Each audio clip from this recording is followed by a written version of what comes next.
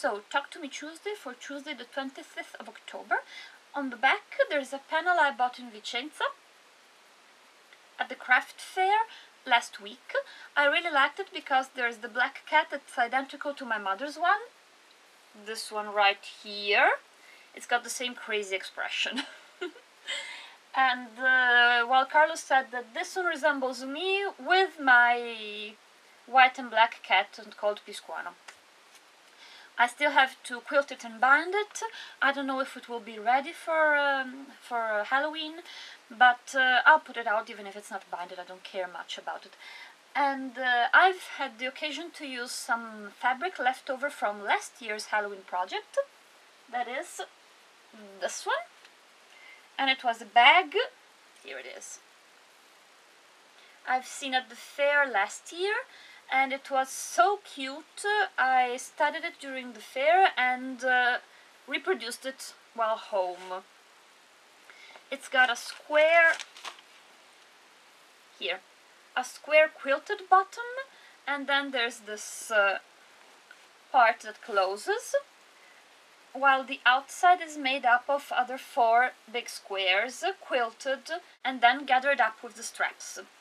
I don't know if you kind of had the idea of how it's made, but it's a really cute design. Maybe not particularly useful because it doesn't carry much inside, but it was nice to show off some very nice fabrics like this one with the pumpkin that I really liked. So let's talk about the fair. We had a great time.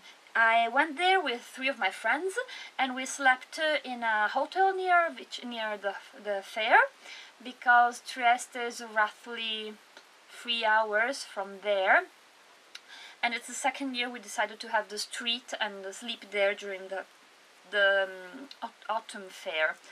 I think this is the biggest fair that we have in our part of northeastern Italy, and they have one in the springtime, a smaller one, and one in the autumn, that's the big one.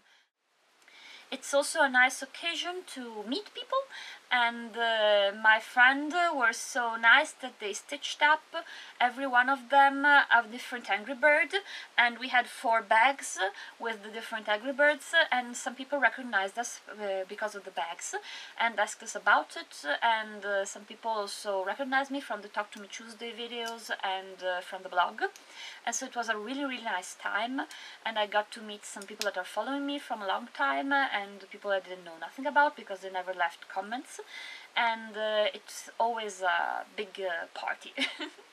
So what did I buy? Apart the panel, I bought some fabric. Here in Italy the fabric is incredibly expensive. I won't tell you how much because I'm certain I'll give you the creeps if I told you so, but there are sometimes some occasions, and so we get this moment to get something that we really need. Otherwise I always order online. I like Hancock because they do international free shipping every once in a while mostly the other shops only have national shipping that it's offered in some occasions.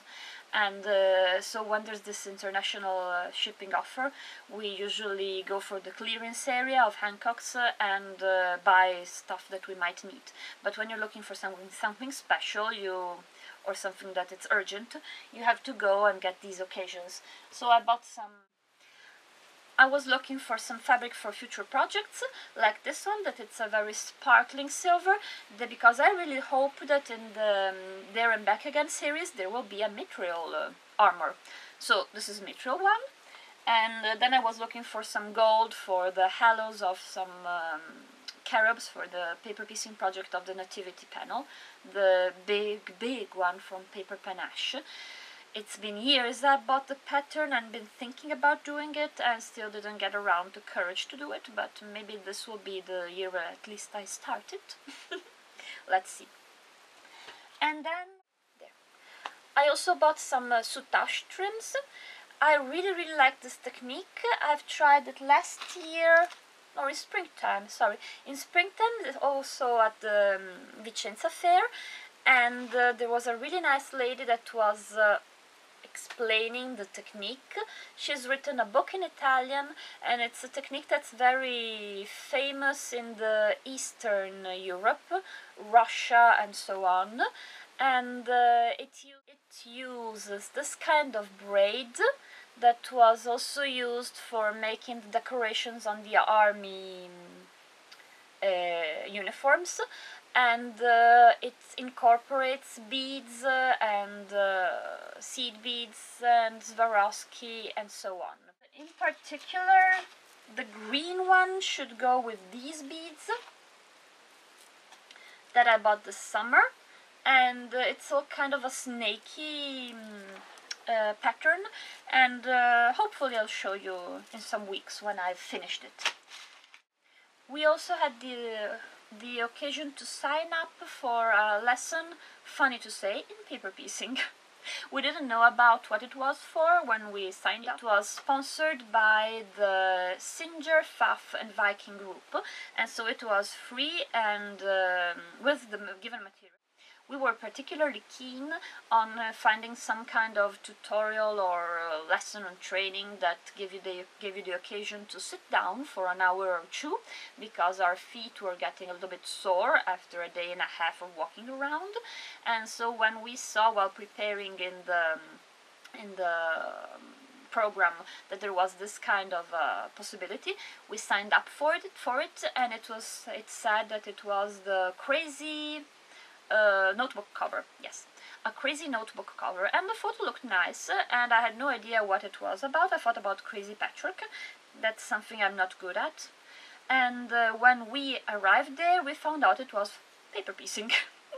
So you go around, but in the end you always end up with paper piecing. This is what we made. It's a notebook cover, very cute. I would never have chosen these fabrics, but they look pretty nice. And the salesman was particularly interested in giving us the occasion to try out the various embroidery points that are in the machine, because we always have them and never use them. And so she told us to use the ones that we found nice to trim here. And it turned out pretty nice. And inside there are the two flaps for the space for the notebook. It obviously doesn't fit in my notebook, but I'll find a use for it. And I think it's also a very nice Christmas present, and you can do it roughly in an hour and a half, if you want to trim it and decorate it, embellish it. So I think it's a very good idea for Christmas. And then I have to tell you my very big crazy thing I've done at the fair this year, because I've been looking at this thing for at least 3 or 4 years. Every time saying that it's no use because I won't buy it, because there's no real use for it, and come on, why should I, and so on. But this year I've decided, and I bought the Big Shot. Here it is, in all its black and pink colors. Now I have only 2 dies for it, the heart ones that came with it and a flower one that I bought. Here it is. And I'm really searching for flowers and things like that.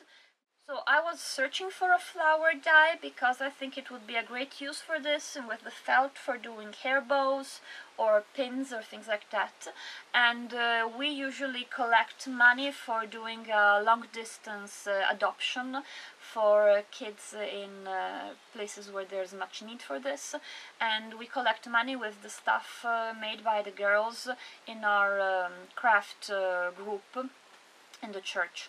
And I really think that with some felt that you can buy cheaply and the Big Shot, we will be able to do lots of small little projects that will sell really easily, and we hope to have not 1 but 2 adoptions for this year.